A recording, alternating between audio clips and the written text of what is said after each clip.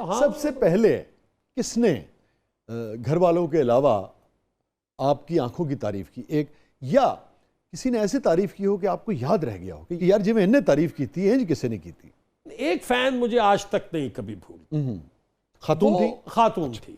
मैं actually television की तरफ जा रहा था, तो माल से मैं मुड़ा तो मुझे लगा कि मेरे पीछे कोई गाड़ी आ रही है। अच्छा। और किस जमाने की बात है वसीम भाई? ये सर कोई 87 88। और आपकी उम्र होगी? आई वॉज 29 तकरीबन। ठीक। और समंदर वगैरह चल चुका है? जी चल चुका हुआ था, 3-4 यकीन। ठीक। चल चुके हुए थे। तो वो मैंने देखा तो एक खातून थी वो, तो वो कभी मेरी गाड़ी के पास आए, कभी पीछे रह जाएं, तो मेरी समझ में ना आएगा ऐसा क्यों हो रहा है। तो बिल आखिर उन्होंने मुझे हाथ के इशारे से कहा कि मुझे 1 मिनट चाहिए। ठीक। मैंने गाड़ी साइड पे पार्क कर ली, तो वो उतरी तो उनके हाथ में एक पेंसिल स्केच था, वो उन्होंने मुझे दिया। शी वॉज अ टीचर, बहुत ही बड़ी डिसेंट खातून थी, खातूनी लड़की थी, मेरी हम उम्र थी, और वो मेरा स्केच उन्होंने पेंसिल से बनाया हुआ था। बनाया हुआ था? जी बनाया हुआ था। और उसके नीचे लिखा हुआ था आपकी आंखों के नाम। अरे वाह।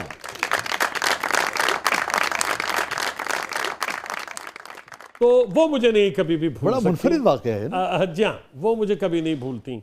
बस वो मेरी उनसे एक पहली और आखिरी मुलाकात थी। Very interesting. उसके बाद कभी मतलब ना मैंने उन्हें देखा, ना कभी हमारी मुलाकात हुई, लेकिन वो बात मेरे दिल के अंदर रह गई। लेकिन ना बगैर किसी राब्ते के कोई शख्स रास्ते में आपको। जी जी जी वाह। तो अब देखिए, फरमाइश तो उन्होंने आपसे भी की है। और तो आपको शेर तो सुनाना पड़ेगा। और आपकी हाकें हैं भी ऐसी ना, तो मैं दोनों शेर आपको सुना देता हूँ इस गज़ल के ना। मैं मुस्कुराता हुआ आईने में उभरूंगा, मैं मुस्कुराता हुआ आईने में उभरूंगा, वो रो पड़ेगी अचानक सिंगार करते हुए। वाह। मैं मुस्कुराता हुआ, अब तो ड्रामे के आदमी है, इमेजरी देखिएगा इसकी।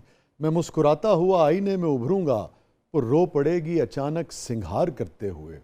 वो कह रही थी समंदर नहीं है आंखें हैं, या वो कह रहा था समंदर नहीं है आंखें हैं, मैं उनमें डूब गया एतबार करते हुए। वाह वाह वाह। शुक्रिया।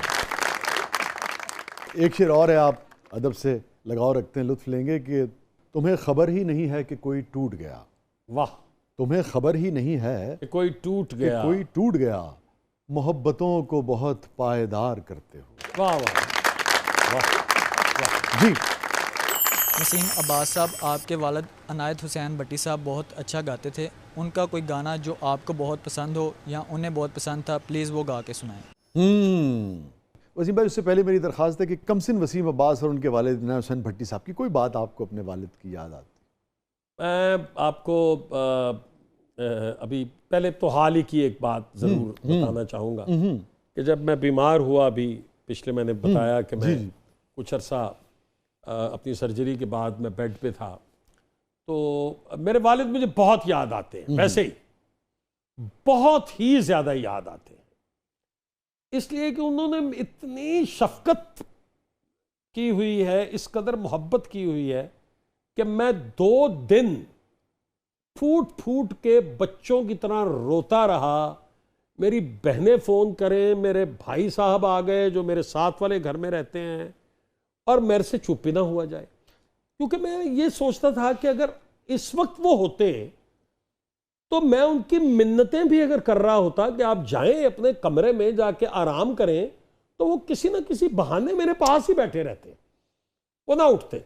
इतनी शदीद मोहब्बत। ओह वो अच्छा, वो मतलब एक होता ना इजहार करना, वो वैसे नहीं थे। ठीक है, मतलब जुबान से कुछ नहीं कहते थे, मतलब एक्सप्रेसिव जैसे कहा जाता है, वो नहीं थे, शायद इतने नहीं थे, लेकिन हमें पता चल जाता था। मिसाल के तौर पे मेरे सर में एक बार बाल फोर हो गया, जी हल्का सा, पंजाबी में हम बाल चाड़ कहते हैं, तो हल्का सा वो चटाक सा पड़ गया, और ये 83 की बात है, समंदर के जमाने की बात, करियर के लिए भी बड़ी। तो मैं बिल्कुल उस वक्त टेक ऑफ पोजीशन, जी जी जी जी, तो वो बढ़ता बढ़ता इतना बड़ा हो गया, तो वो कहीं बहावलपुर से भी बहुत आगे किसी जगह पर गए हुए थे। तो मैंने रोना शुरू कर दिया। तो वो उन्होंने फ़ोन किया, उनको नहीं पता था, तो उन्होंने बच्चों का पूछा, तो मुझे घर में प्यार से कुकी कहते थे। तो मेरी वालदा ने कहा कि कुकी बड़ा परेशान है, ਉਹਦੇ ਵਾਲਾਂ ਹੀ ਚਾਹ ਮਸਲਾ ਹੋ ਗਿਆ ਵੇ, ਤੁਹਾਨੂੰ ਪਤਾ ਤੇ ਹੈ ਹੀ ਹੈ। ਤੇ ਉਹ ਤੇ ਰੋਂਦਾ ਸੀ ਪਿਆ ਤੇ ਮੇਰਾ ਦਿਲ ਬੜਾ ਬੁਰਾ ਹੋਇਆ ਹੈ। फ़ोन बंद हो गया। अरे सुबह मेरे वालिद साहब आ गए और उनके हाथ में एक दवाई थी। तो उन्होंने कहा यार फलां वो उत्थे मैं पूछा तो उन्होंने कहा कि जी फलां हकीम जिहड़ा इहदी दवाई है इस्तेमाल करो तो बिल्कुल बिल्कुल ठीक हो जाएगा। तो मैंने कहा कि आप तो गए हुए थे 4-5 दिन के लिए। तो उन्होंने ये नहीं बताया कि मैं सिर्फ इसलिए वापस आया हूँ। और बालपुर उस जमाने में 8-10-12 घंटे का होगा, बहुत लंबा सफर था शाह साहब। तो मतलब लेकिन मुझे पता चल गया कि इन्हें अम्मी ने बताया है और ये परेशान हो गए हैं। रातों रात उन्होंने सफर किया, वो आ गए और थोड़ी देर उन्होंने आराम किया और फिर वापस चले गए। जबकि मुझसे वो ये कह रहे हैं कि नहीं मेरा तो काम मुक गया सी उथे, वो जरा कम सी, मैं वो खास ऐसे लिए नहीं आया। क्या ग्रेस है, वो ख़त्म हो गया सी। तो उनकी यादों की क्या बात करते हैं। वो जो ज़िंदगी उन्होंने हमें दी, वो एक बहुत अजीम, बहुत मोहब्बत करने वाला और बहुत बड़े दिल वाला बाप कर सकता है। आम आदमी के बस की बात नहीं। शायद सारे वालिदैन ऐसे ही हों, मैं तो अपने वालिद का तजुर्बा ही बता सकता हूँ। और he was a great father। कुछ सुना दीजिए फिर भट्टी साहब का। अच्छा जी, अब उनका सुनाना बहुत मुश्किल है। तो आप ही के प्रोग्राम में इत्तफाक से मैंने ताज़िया मंजूर बीबीसी के मुंह से सुना, और ये उनका बड़ापन है। मैं सलाम पेश करता हूँ उन्हें कि उन्होंने ये सारी बातें की। उन्होंने इतनी सारी बातें की जो कि यकीन मानिए मेरे इल्म में भी नहीं थी। मेरे इल्म में मुझे एक बात याद है कि मैं एक सिनेमा में फिल्म देख रहा था, तो उसी रॉ में शाजिया बैठी हुई थी। तो वो चल के मेरे पास आई, वालिद साहब का इंतकाल हो चुका हुआ था। तो वो कहने लगी कि मैं आपसे माफ़ी मांगने आई हूँ। तो मैंने कहा क्यों, आप क्यों माफ़ी मांग रही हैं।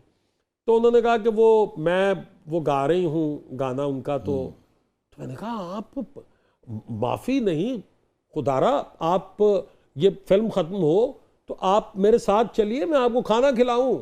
मैं तो आपका शुक्रगुजार हूं कि आपने जिंदा रखा हुआ है। वाह वाह। तो वही थोड़ा सा गुनगुना देता।